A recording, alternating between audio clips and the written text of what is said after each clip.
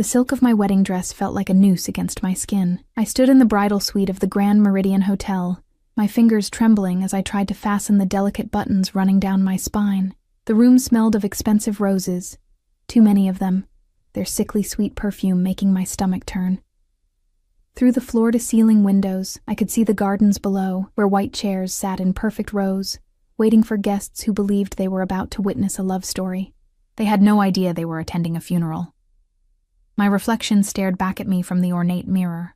Pale skin, dark circles under my eyes that no amount of concealer could hide, and a dress that cost more than I'd earned in 6 months of working double shifts at Lucia's, the upscale Italian restaurant downtown.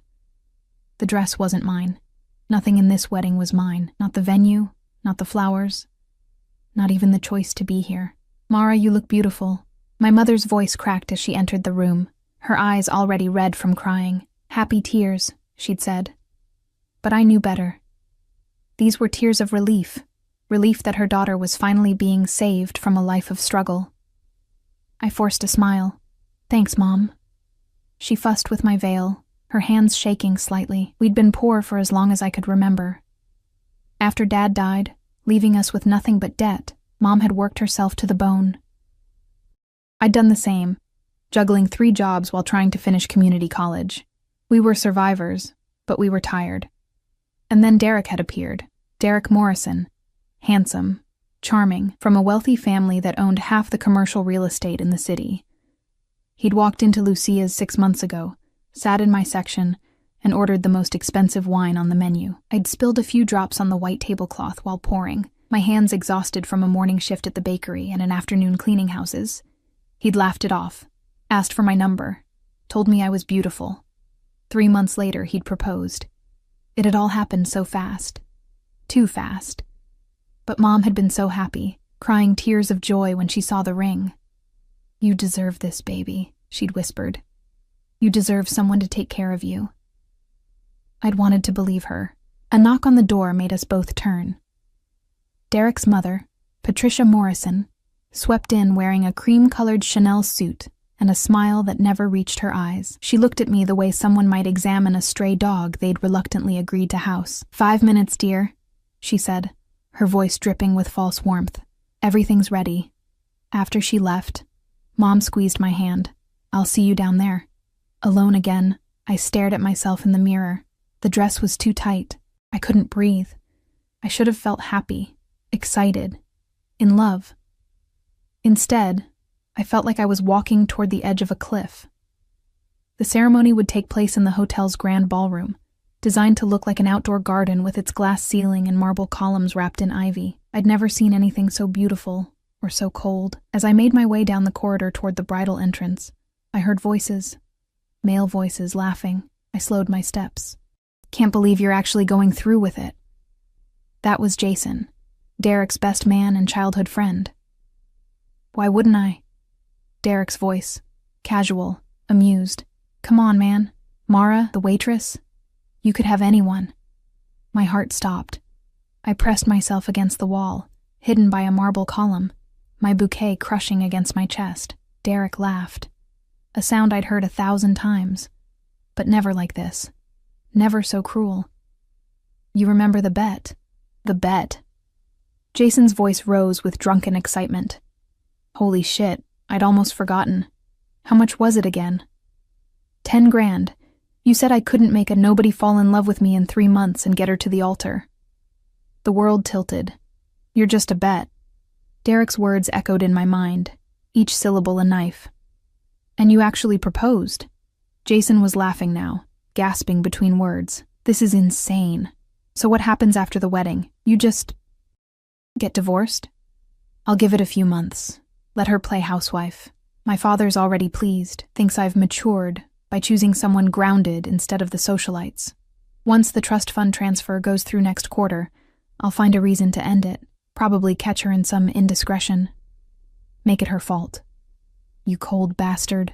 Jason's admiration was evident. "What about her?" "What about her?" Derek's voice hardened. "She's a poor girl who got to play Cinderella for a while. She'll walk away with enough money to keep her quiet. It's more than she would have made in a lifetime serving pasta." My legs gave out. I grabbed the column to keep from falling, my bouquet dropping to the marble floor with a soft thud. The white roses scattered like bones. I couldn't breathe, couldn't think. The silk noose around my throat tightened. You're just a bet. 6 months of my life, my mother's joy, my stupid, desperate hope that maybe, just maybe, someone could love me. All of it was a lie. A game. A cruel joke played by a bored rich boy who saw me as nothing more than a challenge, a novelty, a nobody. I don't know how long I stood there, staring at the fallen flowers. Seconds. Minutes? Time had lost meaning. Then I heard footsteps. "Miss, are you all right?" A deep voice, accented. Italian, I thought distantly. The ceremony is about to... I looked up. The man standing before me wasn't part of the wedding party. I would have remembered him. He wore a black suit that looked like it cost more than the entire wedding, perfectly tailored to a tall, lean frame, dark hair, slightly silver at the temples, sharp cheekbones and a jaw that could cut glass. But it was his eyes that stopped me. Dark, almost black, and so intense I felt exposed, like he could see every broken piece of me. Behind him, 2 men in similar suits stood at attention, their eyes constantly scanning the corridor. Security. Serious security. My voice came out as a whisper. I tried again. "I'm fine." His gaze dropped to the scattered flowers, then back to my face. He studied me with an intensity that made my skin prickle. "You are the bride." It wasn't a question. "Yes." The word tasted like ash. Something flickered in those dark eyes. Recognition? Concern? "You should not be out here alone," too quickly to name, he said quietly. "It is not safe." The absurdity of the statement almost made me laugh. Not safe? I was standing in a luxury hotel surrounded by guests, about to marry a man who saw me as a bet, and this stranger was worried about my safety. "Who are you?" I asked. A slight smile touched his lips, but it didn't reach his eyes. "Someone who does not belong at weddings." He moved closer, and I caught his scent. Expensive cologne, cedar, and something darker. Dangerous. He bent down, gathering my scattered roses with surprising gentleness for someone who radiated such controlled power. When he straightened and offered me the bouquet, our fingers brushed. The touch was electric. "Thank you," I whispered. He studied me for a long moment, his expression unreadable. "You are afraid." It wasn't a question, and I didn't bother denying it. "Do you want to marry him?" His voice was soft, almost gentle, but there was steel underneath. The question should have offended me. This stranger had no right to ask. But standing there in my silk prison, clutching flowers that smelled like death, I couldn't find the will to lie. "I don't know." I breathed. His jaw tightened almost imperceptibly. "Then perhaps you should not." Before I could respond, Patricia Morrison's shrill voice echoed down the corridor. "Mara! What are you doing? Everyone's waiting." The stranger stepped back smoothly, melting into the shadows as if he'd never been there. His security detail followed, silent as ghosts. Patricia appeared, her face flushed with irritation. She didn't seem to notice I'd been talking to anyone. "Come now. Derek is getting impatient." Derek. My fiancé. The man who'd made me a bet. I let Patricia usher me toward the ballroom doors, my mind numb. The orchestra began playing, the doors opened. Everyone stood. And there, at the end of the white carpet, stood Derek, smiling. Perfect. A lie wrapped in a tuxedo. I took the first step, then the second. Each step was agony. Halfway down the aisle, I felt it, that prickling sensation of being watched. I glanced to my left, toward the back of the room where a few late arrivals stood. The stranger from the corridor. He wasn't smiling now. His dark eyes were locked on me with an intensity that made my breath catch. And in that moment, I saw something in his expression that I'd never seen in Derek's. Concern. Real concern. For me. A nobody. A bet. I reached the altar. Derek took my hand, his smile wide and false. The officiant began speaking, but I couldn't hear the words over the roaring in my ears. "If anyone objects to this union, speak now, or I object." The voice came from the back of the room. Everyone turned. The stranger stepped forward, his security detail flanking him. The air in the room changed, charged with sudden tension, danger. Derek's hand tightened painfully on mine. "Who the hell—" "The bride," the stranger interrupted, his voice cutting through the shocked silence like a blade, "is mine." The ballroom erupted into chaos. Gasps rippled through the crowd like a wave. Derek's grip on my hand became painful, his fingers digging into my skin hard enough to bruise. I could feel him shaking. Whether from rage or shock, I couldn't tell. "Security!" Patricia Morrison's voice shrieked above the murmurs. "Get this man out of here!" But the hotel security guards who'd started moving forward stopped abruptly when the stranger's 2 men stepped into their path. They didn't touch anyone, didn't even speak, just stood there, radiating a quiet menace that made grown men reconsider their choices. The stranger walked down the aisle with the confidence of someone who owned not just the room, but the entire world. Every step was measured, deliberate. People moved out of his way instinctively, pressing back against their chairs. "What is the meaning of this?" Derek demanded, finally finding his voice. "This is a private ceremony. You have no right." "I have every right." The stranger's accent became more pronounced, each word precise and cold. "The bride is under my protection." I stared at him, my mind reeling. Protection? I'd never seen this man before today. How could I be under his protection? Derek laughed. That same cruel laugh I'd heard in the corridor. Protection? From what? "Look, I don't know who you think you are, but I know exactly who I am." The stranger stopped a few feet from the altar, his dark eyes never leaving my face. "The question is, does she know who you are?" The words hung in the air like a threat. Derek's face flushed red. "This is insane. Mara, tell him you want to marry me." Every eye in the room turned to me. I opened my mouth, but no sound came out. My throat was too tight, my chest too constricted. The silk noose was choking me. "She cannot speak," the stranger observed quietly, "because she knows the truth." "What truth?" Patricia demanded, her voice shaking with outrage. "Young man, I don't care who you are or what connections you think you have." "Connections?" He turned his gaze to her, and she actually took a step back. "Signora Morrison, your family's real estate empire sits on land leased from companies I own. Your son's trust fund is managed by a bank my family controls. I suggest you choose your next words very carefully." The color drained from Patricia's face. My mother stood from her seat in the front row. "Mara? Baby, what's going on?" I looked at her hopeful, frightened face, and felt something crack inside my chest. "Tell them," the stranger said softly, his eyes on mine. "Tell them what you heard. How did he know? How could he possibly know?" Derek's fingers tightened even more on my hand. "Mara, don't listen to him. He's clearly disturbed. We'll have him removed and—" "You're just a bet." The words came out of me in a whisper. But in the shocked silence of the ballroom, everyone heard them. Derek froze. "What?" my mother breathed. I pulled my hand from Derek's grip, my skin white where his fingers had been. "I heard you. In the corridor, with Jason.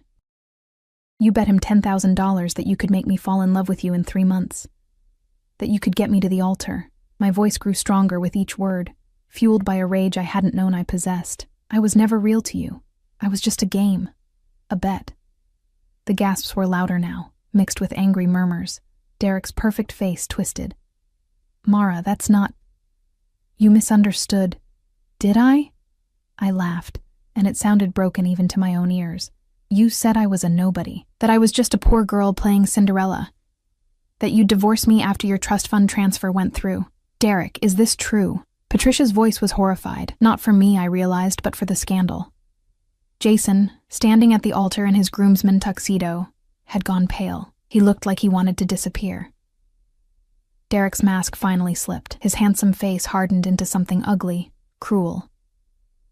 "So what if it is? Look at you, Mara. Look at where you came from. You should be grateful I even looked at you twice. You're a waitress. A nobody with a drunk father who killed himself and left you with nothing." My mother made a sound like she'd been struck. The stranger moved so fast I almost didn't see it. One moment he was standing still, the next his hand was wrapped around Derek's throat, lifting him slightly off his feet. "Apologize," he said quietly. too quietly. Derek's face turned red, then purple. He clawed at the stranger's hand, gasping. "Can't. Breathe. Then speak quickly. I'm sorry." The stranger released him with a look of disgust. Derek collapsed against the altar, coughing and gasping. The officiant had backed away, looking like he wanted to run. The stranger turned to me, and his expression softened almost imperceptibly. "You do not have to stay here. Who are you?" I whispered. "My name is Dante Valentino." He said it simply, as if it should mean something. It did. Even I, working in an Italian restaurant, had heard whispers about the Valentino family. Old money, old power, and rumors. Dark rumors about what they really controlled in this city and beyond. I couldn't finish the sentence. "Someone who does not appreciate seeing innocence destroyed for sport." His eyes moved to Derek, who was still gasping against the altar. "Your father, Mara Castellano, was Antonio Castellano." My heart stopped. "How do you know my father's name?" "Because he was a good man who worked for my family before his death." Dante's voice was gentle now. He was loyal, honest. "When he died, I made inquiries. I learned of his widow and daughter, struggling. I had intended to reach out, to honor his service, but I was told you wanted nothing to do with that world." I stared at him, my mind spinning. My father had worked for the Valentino family? My mother had never mentioned, but of course she hadn't. She'd always been vague about Dad's work, saying only that he'd been in import-export. After his death, she'd refused to speak of it at all. "I don't understand," I whispered. "Your father died protecting something precious to my family. I owe him a debt." Dante's jaw tightened. "When I received word this morning that Antonio Castellano's daughter was marrying Derek Morrison, I had my people investigate. What they discovered..." His eyes moved to Derek with open contempt. "This wedding ends now. You can't just..." Patricia started. "I can." Dante didn't even look at her. "I am. Miss Castellano, you have a choice. You can stay here, marry this man who sees you as a bet, or you can walk away. The choice is yours. Always yours." My mother pushed through the crowd, reaching for me. "Mara, what's happening? I don't understand any of this." I took her hands, feeling them tremble. "Did you know? About Dad working for the Valentinos?" Her face crumpled. Yes, but I wanted to protect you from that life. After your father died, I just wanted us to be normal. Safe. We were never safe, Mom. The truth settled over me like a weight. We were just invisible." I looked at Derek, still catching his breath, his face mottled with rage and humiliation. Then at the crowd. All these people in their expensive clothes, who'd come to witness what they thought was a fairy tale. They wanted a show. I'd give them one. I yanked off my engagement ring and threw it at Derek's feet. "The wedding is off." The ballroom exploded with shocked voices. "Mara, wait." Derek reached for me, but Dante stepped between us smoothly. "Touch her," Dante said softly, "and lose the hand." Derek actually stumbled backward. I grabbed my mother's hand and started walking down the aisle, away from Derek, away from the lie. The crowd parted before us like a sea, everyone staring, whispering. Dante fell into step beside me, his security detail creating a protective barrier. I felt their presence like a shield, warm, solid, safe. We emerged into the hotel corridor, and I finally let myself breathe. "Miss Castellano," Dante began. "Mara," I interrupted. "Just Mara." His lips quirked in what might have been a smile. "Mara, you will need somewhere safe to stay. Morrison will not accept this humiliation quietly. We have an apartment, which Morrison knows the location of." Dante's voice was firm but not unkind. "My men will collect your belongings. You and your mother will stay at one of my properties until this settles. I can't accept..." "You can. You will." He pulled out a phone, sleek, expensive, and made a call in rapid Italian. When he hung up, he looked at my mother. "Mrs. Castellano, my driver will take you to collect anything you need from your apartment. You will be accompanied by my security."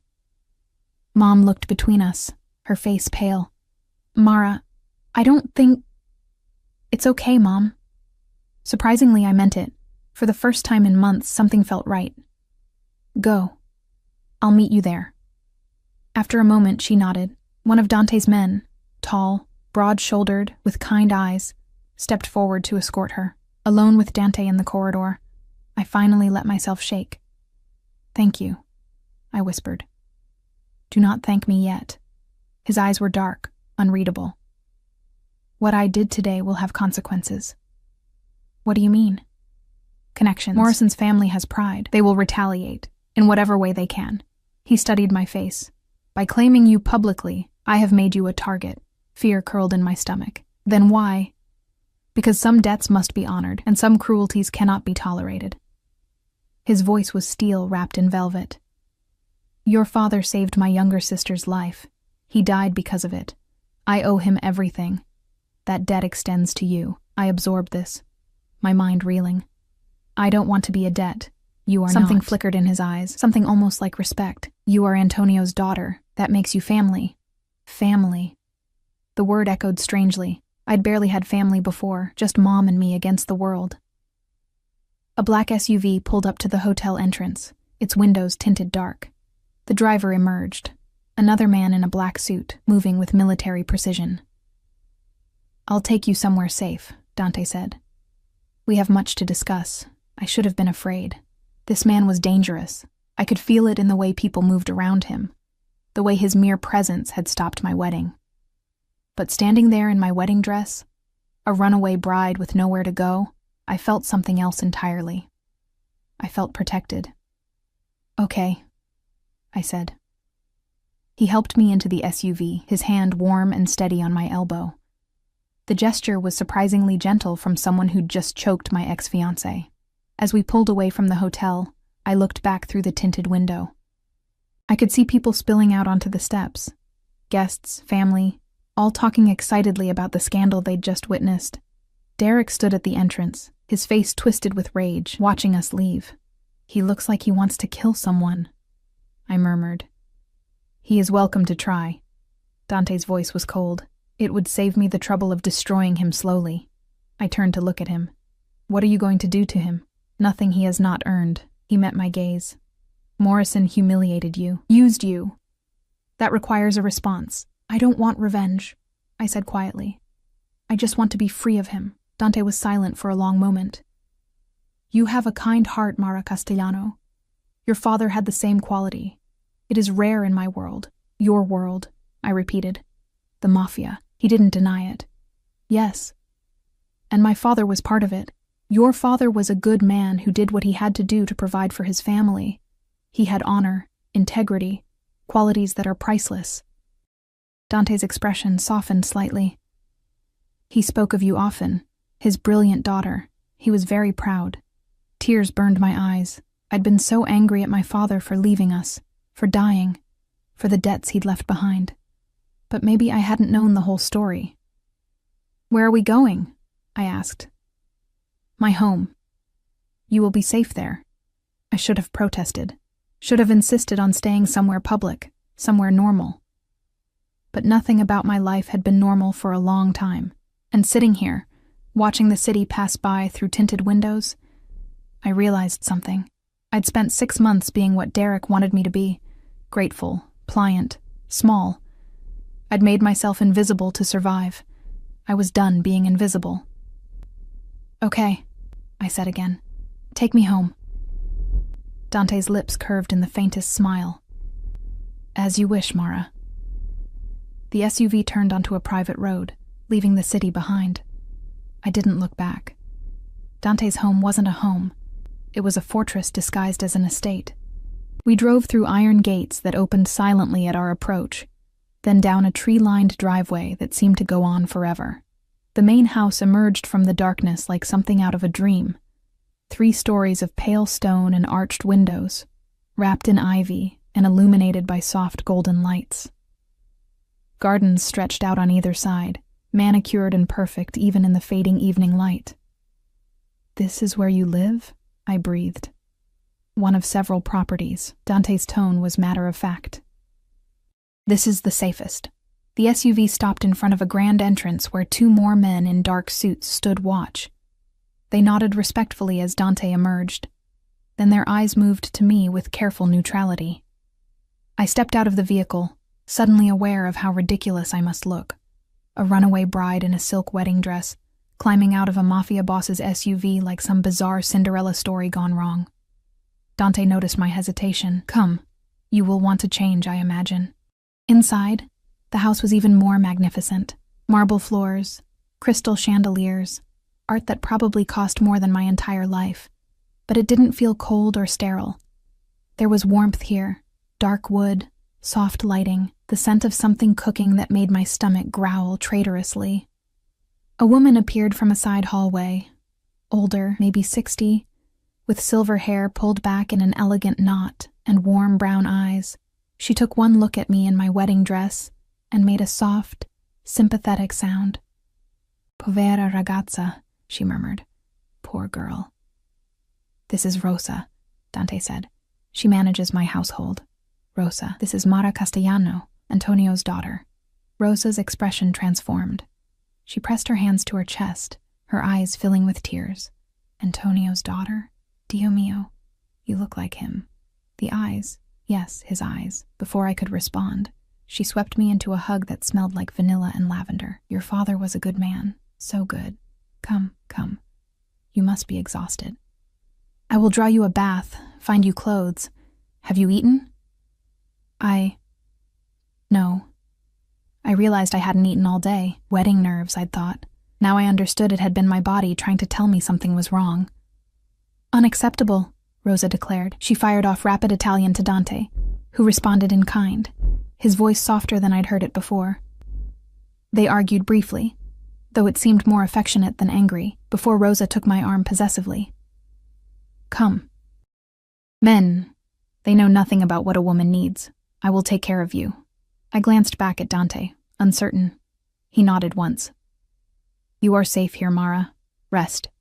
We will talk tomorrow. Rosa led me up a sweeping staircase to the second floor, chattering in a mix of Italian and English about how long it had been since there was a woman in the house, how Dante worked too much, how she'd prayed for Antonio's family after his death. She brought me to a bedroom that was larger than my entire apartment. A 4-poster bed dominated the space, draped in soft cream linens. French doors opened onto a balcony overlooking the gardens. The attached bathroom had a soaking tub big enough for 3 people. I will bring clothes, Rosa promised. You bathe. Take your time. There is no rush, no worry here. After she left, I stood in the middle of that beautiful room and finally let myself feel it. All of it. The shock, the betrayal, the humiliation. The strange, surreal turn my life had taken in the space of a few hours. I'd woken up this morning expecting to become Mrs. Derek Morrison. Now I was standing in a mafia boss's guest room, my wedding dress crumpled around my feet, my entire life in pieces. A laugh bubbled up, half hysterical, half relieved. Then came the tears. I cried in that enormous bathtub, the water turning cold around me as I sobbed out months of trying to be someone I wasn't, years of struggling and scraping by, the weight of my father's death and my mother's desperate hope that I could be saved by a man who saw me as a joke. When the tears finally stopped, I felt empty, clean, like I'd washed away more than just the day. Rosa had left clothes on the bed, soft leggings, an oversized cashmere sweater that probably cost a month's rent, thick socks. Everything fit perfectly, which should have been strange but somehow wasn't. Dante Valentino seemed like the type of man who paid attention to details. I found my way back downstairs by following the smell of food. The kitchen was huge, all stainless steel and marble counters, but it felt lived in, used. Rosa stood at the stove, stirring something in a large pot. Sit, sit, she commanded, pointing to a breakfast nook by the windows. You will eat. She placed a bowl of pasta in front of me. Simple, just olive oil and garlic and fresh herbs, but it smelled like heaven. I took a bite and nearly moaned. Good, yes? Rosa smiled. This was your father's favorite. He would come to the kitchen after a long night, and I would make this for him. We would talk. Tell me about him, I said softly. Please. My mother. She never wanted to talk about his work. Rosa settled into the chair across from me, her expression growing distant with memory. Antonio was loyal. So loyal. When Dante's father was alive, Antonio was his right hand. Not just muscle, you understand. Though he was strong. He was smart, kind, he kept the peace. What happened to him? Her face shadowed. There was an attempt on Dante's sister, Gabriella. She was only 16, rival family, trying to send a message. Your father was escorting her home from school. They were ambushed. She crossed herself. Antonio put himself between Gabriella and the bullets. He saved her life, but he died. I finished, my throat tight. He died a hero. Dante was only 25 then, newly in charge after his father's death. What Antonio did, it meant everything. Dante made sure your family was cared for. Money sent, debts cleared, but your mother refused further contact. She wanted a clean break from this world. I absorbed this, pieces of my life clicking into place. The mysterious payments that had helped us survive the first year after Dad's death. Mom's insistence that we never discuss where they came from. Her fear whenever anyone mentioned the Valentino name. She was trying to protect me, I murmured. Yes. And she did. But now... Rosa's eyes were gentle. Now you are here. And Dante, he takes his debts seriously. Too seriously, perhaps. What do you mean? Before she could answer, the man himself appeared in the doorway. He'd changed from his suit into dark slacks and a white shirt, sleeves rolled up to reveal surprisingly muscular forearms. Without the armor of the formal clothes, he looked younger, maybe early 30s. Still dangerous, but somehow more human. Rosa, you are filling her head with stories, he said, but there was warmth in his voice. Someone must tell her the truth, Rosa shot back. You certainly will not. You and your secrets. He sighed, moving into the kitchen with the easy grace of someone completely comfortable in his space. How do you feel? He asked me. Like my life just exploded, I answered honestly. An apt description. He poured himself a glass of wine from a bottle on the counter, then held it up questioningly to me. I nodded. Why not? Nothing about this day had been normal. He poured a second glass and settled into the chair beside me. This close, I could smell his cologne again. Cedar and something darker that I was starting to recognize as uniquely him. Your mother has arrived safely, he said. She is in the East Wing, resting. My men retrieved what you needed from your apartment. Thank you. Morrison has been calling your phone, texting. His jaw tightened. My people are monitoring the situation. A chill ran through me. What is he saying? Nothing worth repeating. Threats, mostly. Please. Accusations. He is a man who does not like losing. Dante's dark eyes met mine. I have people watching him. He will not come near you. You can't watch me forever, can I not? There was something almost possessive in the way he said it, and I felt heat creep into my cheeks. Rosa made a knowing sound and stood. I will leave you to talk. Mara, if you need anything, my room is on the first floor, third door on the left. After she left, silence settled between us. I sipped my wine, trying to organize the 1,000 questions crowding my mind. Why did you really come to the wedding? I finally asked. You said you owed my father a debt, but you could have just sent a message, stopped it another way. Why show up in person? Dante was quiet for a long moment, his fingers tracing the rim of his wine glass. When my men told me about Morrison's bet, I had them investigate further. I read the transcripts of his conversations, saw how he spoke about you. His voice hardened. He was planning to destroy you, not just end the marriage, but ensure you were blamed, humiliated. He wanted to break you completely. Why would he care that much? Because men like Morrison are bullies. They cannot stand being rejected, even by those they see as beneath them. Dante's eyes met mine, and I saw anger there, cold, controlled fury. I have seen this pattern before, watched powerful men crush vulnerable women for sport. I will not allow it. So you saved me. I honored a debt, he corrected. but something in his expression suggested it was more than that. "Dante," I said carefully, "what happens now?"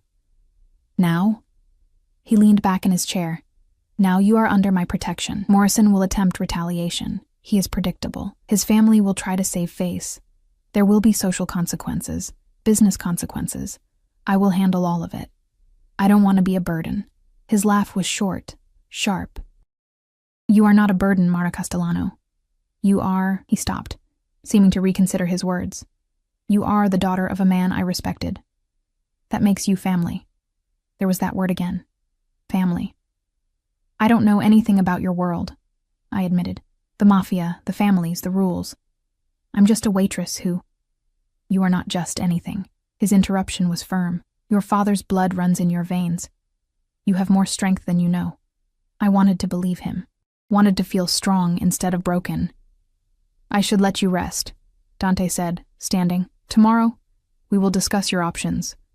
For now, know that you are safe here. My home is yours for as long as you need it." He started to leave, but I caught his hand without thinking. His skin was warm, calloused in unexpected places. "Dante," I whispered, "thank you for today, for everything." He looked down at our joined hands, and something flickered in his eyes, something hot and dangerous and quickly suppressed. "Sleep well, Mara."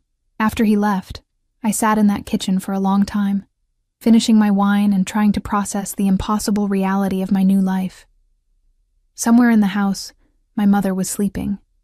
Somewhere in the city, Derek was probably plotting revenge. And somewhere in this massive fortress of a home, Dante Valentino was, what? Planning? Working? Thinking about the mess he'd just pulled me into? I climbed the stairs to my borrowed room and collapsed onto the bed, still wearing Rosa's soft clothes. Through the French doors, I could see the gardens lit by moonlight, peaceful and perfect. I should have been terrified, should have been planning my escape. Instead, I felt something I hadn't felt in months. I felt safe, and that, perhaps, was the most dangerous thing of all. I woke to sunlight streaming through the French doors and the smell of coffee. For a moment, I forgot where I was. Then it all came rushing back: the wedding, Derek's betrayal, Dante's intervention. I sat up, my wedding dress from yesterday draped over a chair like a ghost of my former life. A soft knock on the door made me jump. "Come in," I called, pulling the blankets up self-consciously. Rosa entered with a tray, coffee, fresh pastries, fruit. "Buongiorno, cara. I thought you might want breakfast before facing the day. You didn't have to—" "Nonsense." She set the tray on the bedside table. "Dante asked me to tell you he will be in his office when you are ready. No rush." After she left, I ate slowly, trying to calm my nerves. Today I would have to face reality, figure out what came next, where I would go, how I would rebuild my shattered life. I found clothes in the closet that hadn't been there last night, jeans that fit perfectly, soft sweaters, even shoes in my exact size. Either Rosa was a magician, or Dante's resources were more extensive than I'd imagined, probably both. I made my way downstairs, following the sound of low voices. Dante's office was at the end of a long hallway, the door partially open. I hesitated, then knocked. "Enter." He sat behind a massive desk, papers spread before him, phone to his ear. He was speaking Italian again, his voice crisp and authoritative. When he saw me, he held up one finger, "Wait," and finished his conversation. "Sit," he said after hanging up, gesturing to a leather chair across from him. "How did you sleep?" "Better than I expected." I settled into the chair. "Thank you for the clothes, and everything else. Rosa chose them. She has good taste." He leaned back, studying me with that intense gaze that made me feel exposed. "I have news. Morrison attempted to access your apartment last night. My men stopped him." My stomach dropped. "Is he—" "He is unharmed. Warned." Dante's tone suggested the warning had not been gentle. "He will not try again." "What did he want?" "To intimidate you. To reassert control." Dante's jaw tightened. Men like Morrison cannot accept losing power. But he has underestimated the consequences of humiliating someone under my protection. "What are you going to do to him? What would you like me to do?" The question caught me off guard. Dante leaned forward, his dark eyes locked on mine. You are the wronged party, Mara. If you want him ruined, I can arrange it. His family's business, their reputation, their fortune, all of it can disappear. The power in that statement took my breath away. He was offering me revenge on a silver platter. I swallowed hard. I just want him to leave me alone, to never have to see him or think about him again. Something like approval flickered in Dante's expression. Then that is what you will have. I will ensure Morrison understands that any attempt to contact or harass you will result in severe consequences. He will leave you alone. And his family? They must hate me now. They fear me more than they could ever hate you. He said it simply, a statement of fact. But you are correct that there will be social fallout. The wedding was high profile. There will be talk, speculation, scandal. I hadn't even thought about that. My cheeks burned. Everyone will think I'm... What? A gold digger who found a better offer? Let them think what they wish. Those who matter will know the truth. And what is the truth? I asked quietly. Why did you really save me, Dante? I know you said you owed my father, but there's something else. I can feel it. He was silent for a long moment, his expression unreadable. Finally, he stood and moved to the window, his back to me. 3 years ago, he began, his voice low. I was engaged to be married. Her name was Isabella, daughter of an allied family, beautiful, educated, perfect on paper. He paused. The night before our wedding, I discovered she had been planted by a rival family. Everything. The courtship, the engagement, her affection, all of it was a lie. A long game to gain access to my operations, my family. I held my breath, afraid to interrupt. I called off the wedding publicly, humiliated her and her family. It was necessary, a message to anyone who would think to deceive me. He turned back to face me, and I saw something raw in his eyes. But in the months that followed, I learned she had not been willing. She had been forced by her family, threatened. And when the engagement ended, they punished her for failing. What happened to her? She disappeared. My people searched, but we never found her. His hands clenched at his sides. I had been so focused on my own betrayal, my own pride, that I never stopped to ask if she was also a victim. Understanding dawned. You saw yourself in Derek, and me in her. No. He crossed back to me, leaning against his desk, close enough that I could feel the heat of his body. I saw you as I should have seen Isabella. Not as a conspirator, but as someone being used, someone vulnerable who deserved protection, not punishment. So, this is guilt. You're protecting me to make up for her. In part. His honesty surprised me, but it is more than that. When I saw you in that corridor yesterday holding those scattered flowers, your eyes filled with pain, I felt rage, not just for what Morrison had done, but at the cruelty of it, at the casual way powerful people destroy those they see as beneath them. He reached out slowly, giving me time to pull away, and brushed a strand of hair from my face. The touch was gentle, reverent even. You deserve better than Derek Morrison, he said softly. You deserve to be cherished, not used, protected, not betrayed. My breath caught. Dante. A sharp knock on the door broke the moment. One of Dante's men entered, the one who'd escorted my mother yesterday. Boss, we have a situation. Dante's expression hardened instantly. Speak. Morrison filed a police report. Claims harassment, kidnapping. Says you threatened him and coerced Miss Castellano into leaving the wedding. I felt the blood drain from my face. He's lying. Of course he is lying. Dante's voice was ice, but he has his family's lawyers and connections. This is his retaliation. He turned to his man. Contact our attorneys, have them prepare statements, and get me everything on the officers handling the case. I want to know who we are dealing with. Already done, boss. But there's more. Morrison is giving interviews, claims Miss Castellano was having an affair with you before the wedding, that you've been stalking her. Rage flashed across Dante's face, quickly suppressed. Of course. He seeks to destroy her reputation since he cannot have her. I can give a statement, I said quickly. Tell them the truth, that Derek was the one who... No. Dante's tone left no room for argument. "You will not subject yourself to their interrogation. They will twist your words, make you doubt yourself. I have lawyers for this, but I'm the one he's lying about, and I am the one with the resources to fight him."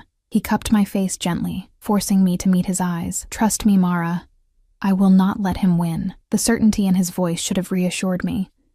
Instead, it terrified me, because I realized in that moment how much power Dante Valentino actually had, and how easily he could use it. What if Derek was right? What if I had just traded one cage for another? As if reading my thoughts, Dante's expression softened. "You are not a prisoner here. If you wish to leave, to handle this yourself, I will not stop you.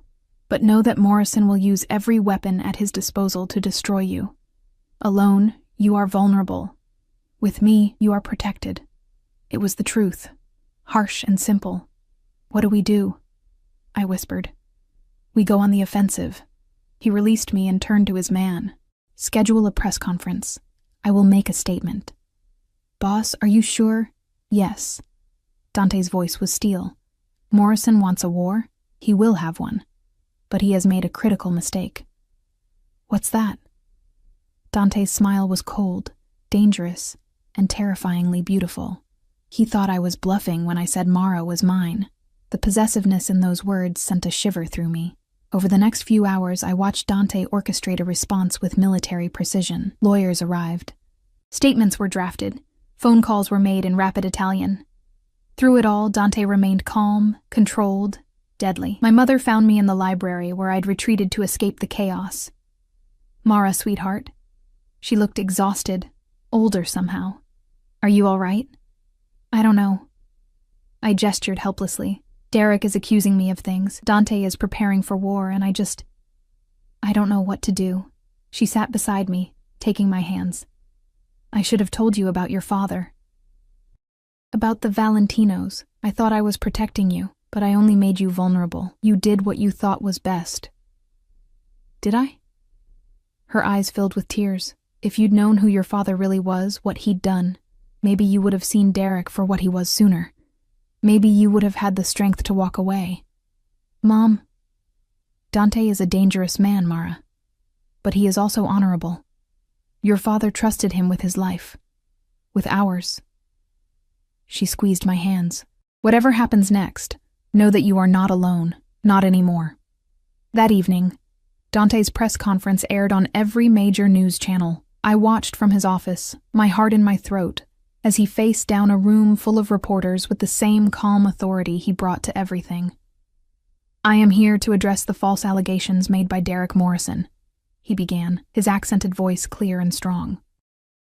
"Miss Mara Castellano is under my family's protection due to her late father's service and sacrifice.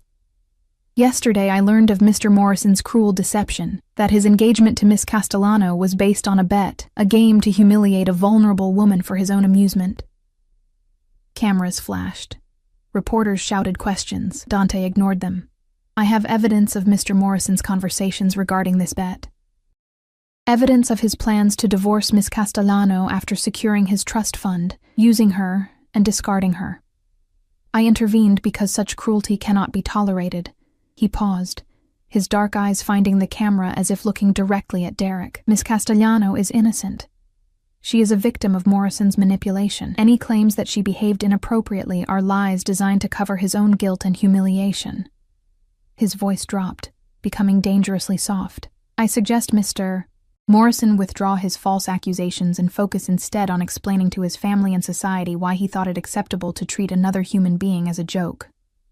"Mr. Valentino," a reporter shouted, "what is your relationship with Miss Castellano?"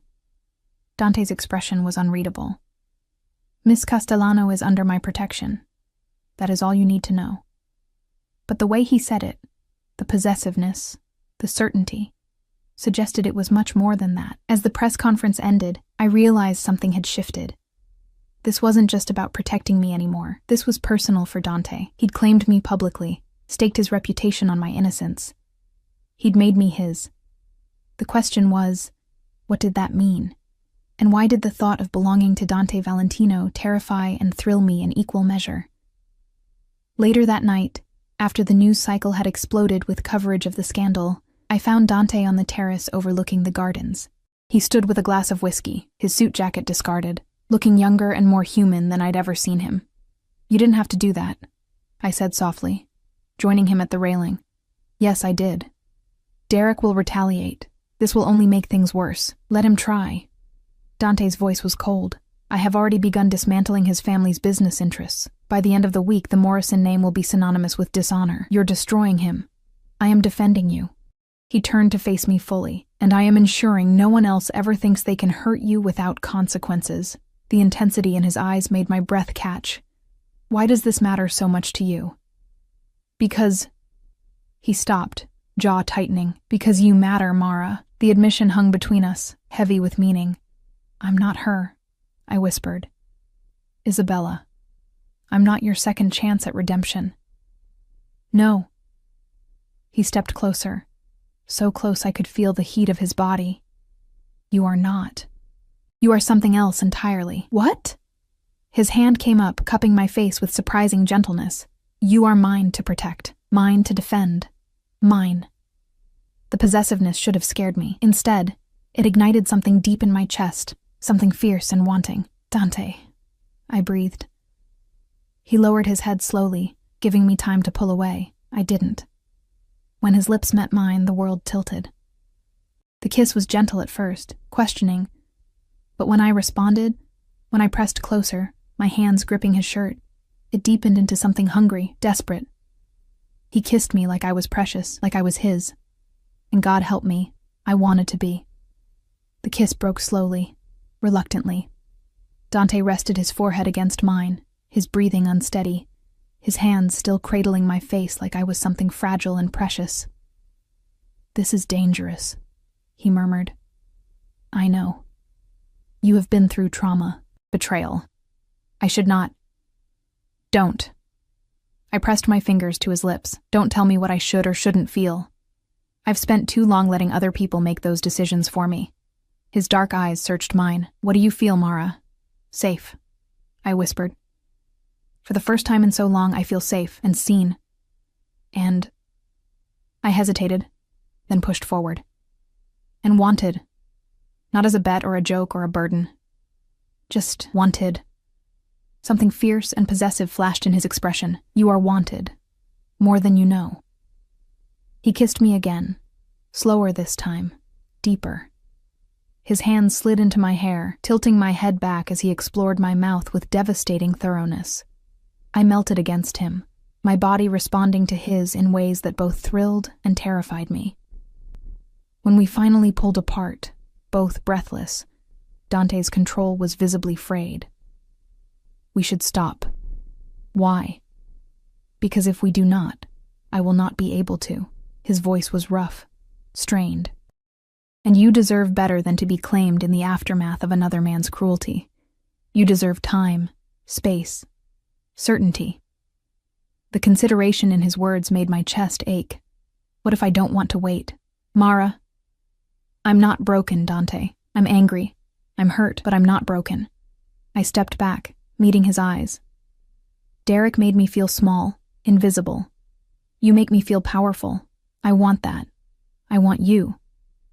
For a long moment, he just stared at me. Then he shook his head slowly, a small smile touching his lips. "You are Antonio's daughter, stubborn, fearless. Is that a yes?" "It is a promise."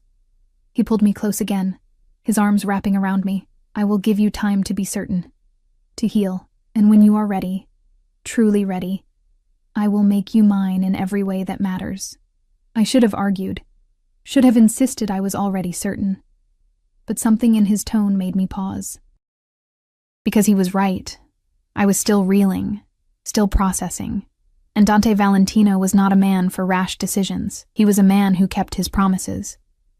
Over the next 2 weeks, my life transformed in ways I could never have imagined. Derek's accusations crumbled under the weight of evidence. Dante's lawyers produced recordings of Derek's conversations with Jason, text messages detailing the bet, even witnesses who'd heard Derek bragging about his game with the poor waitress. The media turned on him viciously, and the Morrison family, faced with undeniable proof of their son's cruelty, withdrew their support to save their own reputation. Derek's trust fund was frozen pending investigation into financial irregularities. His father's real estate empire began to collapse as Dante quietly bought up their leases and called in debts. Within 10 days, Derek Morrison went from golden boy to pariah. I should have felt triumphant. Instead, I just felt free.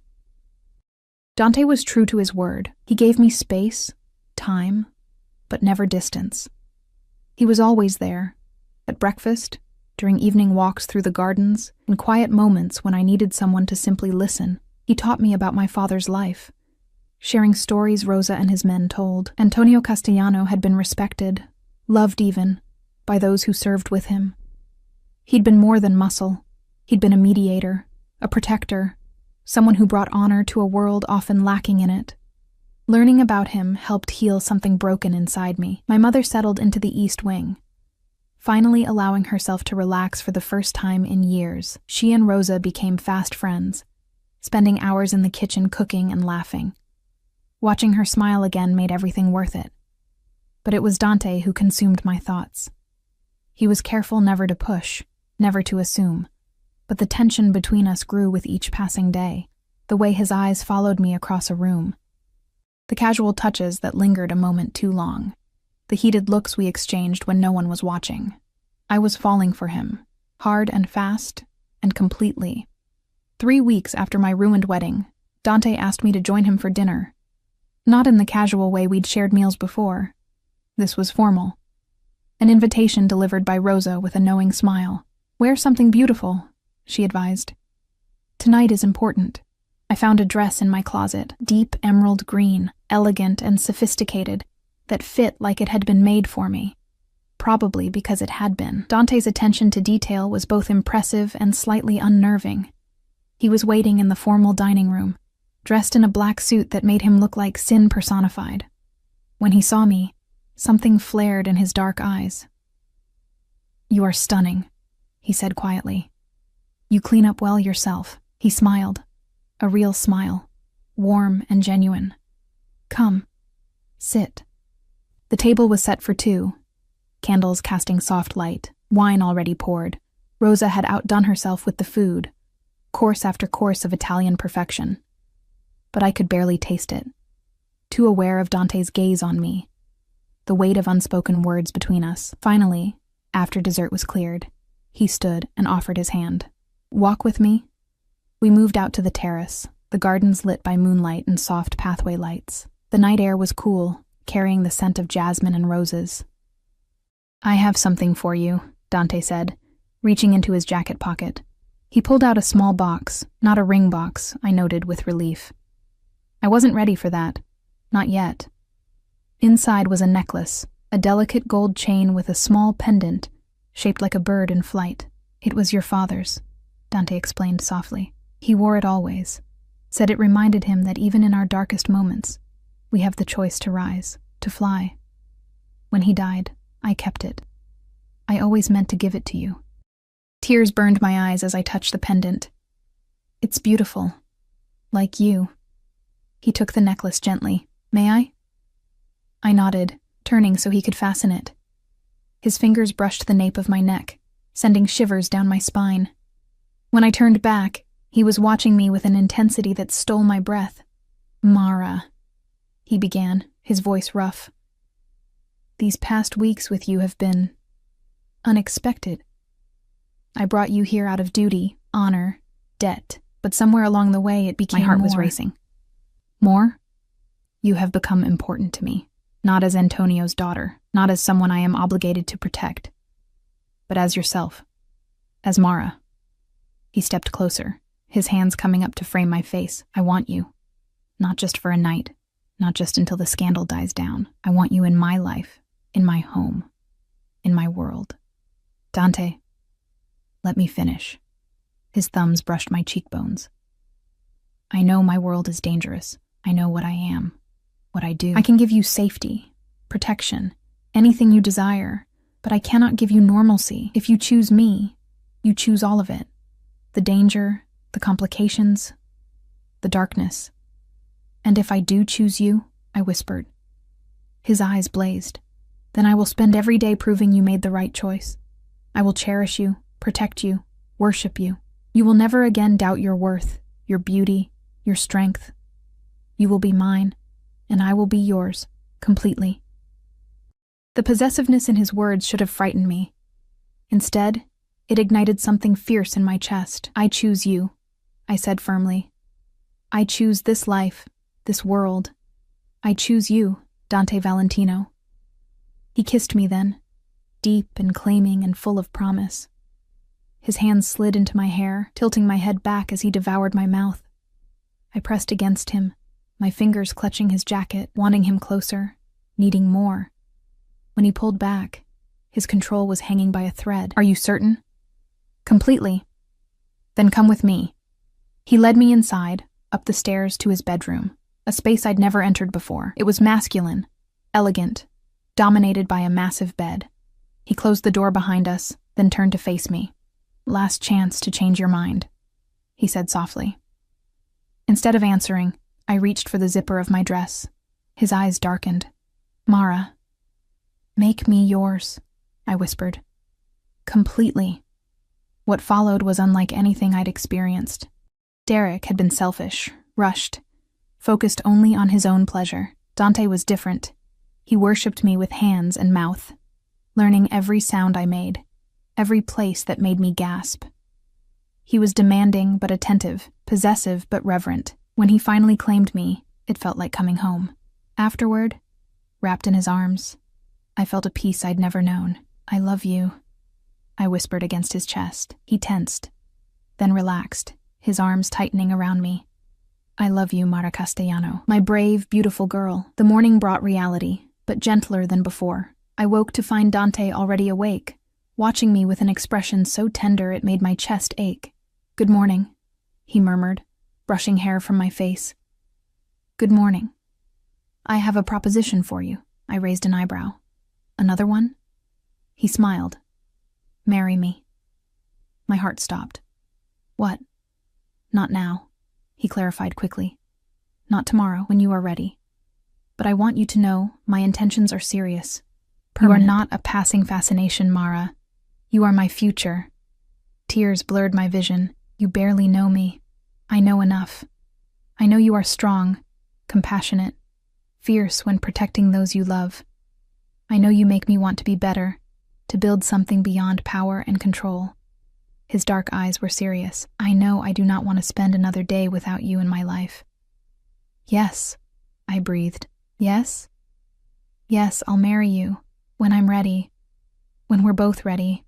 I smiled through my tears. "Ask me again in 6 months." 6 months, he agreed, sealing the promise with a kiss. 6 months later, the wedding was nothing like the one I'd almost had with Derek. We married at sunset in Dante's gardens, surrounded only by family. My mother, Rosa, Gabriella, Dante's sister, who'd flown in from Italy, and the men who'd become like brothers to Dante. No reporters, no society gossips, no one who would judge or whisper, just us and the people who mattered. I wore a simple white dress, elegant but understated. Dante wore black, looking devastatingly handsome as he waited for me beneath an arch covered in white roses and ivy. When I reached him, he took my hands, his eyes suspiciously bright. "You came," he murmured. "Did you doubt?" "Never." The ceremony was short, the vows traditional but meaningful. When Dante slid the ring onto my finger, a simple gold band that had belonged to his grandmother, I felt the weight of commitment, of promise, of forever. "I now pronounce you husband and wife," the priest said. Dante kissed me like he'd been waiting his entire life for this moment. Maybe he had. The reception was small, intimate, perfect. Rosa had cooked enough food for an army. Gabriella gave a tearful speech about how she'd prayed for years that her brother would find someone worthy of his heart. My mother hugged me tight, whispering that my father would be proud. As the night deepened and stars emerged, Dante pulled me away from the celebration, leading me to a quiet corner of the garden. "Happy?" he asked, more than I ever thought possible. I leaned into him, feeling safe, cherished, home. "Thank you." "For what?" for saving me, for seeing me, for loving me. He cupped my face gently. You saved yourself, Mara. I simply gave you the space to remember your own strength. We saved each other, I corrected. Yes, he agreed. We did. In the distance, I could hear music, laughter, the sounds of celebration, my mother's voice, Rosa's laughter, the low rumble of Dante's men enjoying the rare moment of peace. This was my life now, not a fairy tale. Dante's world was too dangerous, too complicated for that. But it was mine, chosen freely, built on honesty and trust and fierce, consuming love. I thought about Derek sometimes, wondered if he ever understood what he'd lost, what he'd thrown away for a stupid bet.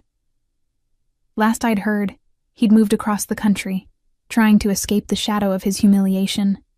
His family's business had recovered somewhat, though they'd never regain their former status. The Morrison name would always carry the stain of Derek's cruelty. I didn't hate him anymore. I almost pitied him, because he would never know what it felt like to be truly seen, truly valued, truly loved. What are you thinking? Dante asked, his arms around my waist. That I'm glad he made that bet. Dante pulled back, surprised. What? If Derek hadn't been cruel, if he'd actually loved me, I would have married him. I would never have met you. I smiled up at my husband. His worst moment led to my best one. Understanding softened Dante's expression. You find light even in darkness. I learned from the best. He kissed me softly, reverently. Come, Mrs. Valentino. Our guests will wonder where we have gone. Let them wonder, I said. But I let him lead me back. As we walked through the gardens toward the music and lights, I touched the bird pendant at my throat. My father's gift, worn on this day to honor the man whose sacrifice had ultimately led me here. He'd been right. Even in our darkest moments, we have the choice to rise, to fly. I'd been broken, used, humiliated. I'd been someone's joke, someone's bet. But I'd risen. I'd flown. And I'd found home in the arms of a dangerous man who'd taught me that love wasn't about rescue. It was about recognition, about seeing someone completely and choosing them anyway. Dante Valentino had seen me, truly seen me, when I was invisible to everyone else, and I had seen him, beyond the power, the danger, the dark reputation, to the man beneath. The man who kept his promises, who honored his debts, who loved fiercely and completely. Together, we were building something beautiful from the ashes of betrayal. Together, we were writing our own story, not a fairy tale, but something better, something real. As we rejoined the celebration, Dante's hand firm and warm in mine, I smiled. This was my happily ever after, hard-won, complicated, perfectly imperfect, and I wouldn't change a single thing.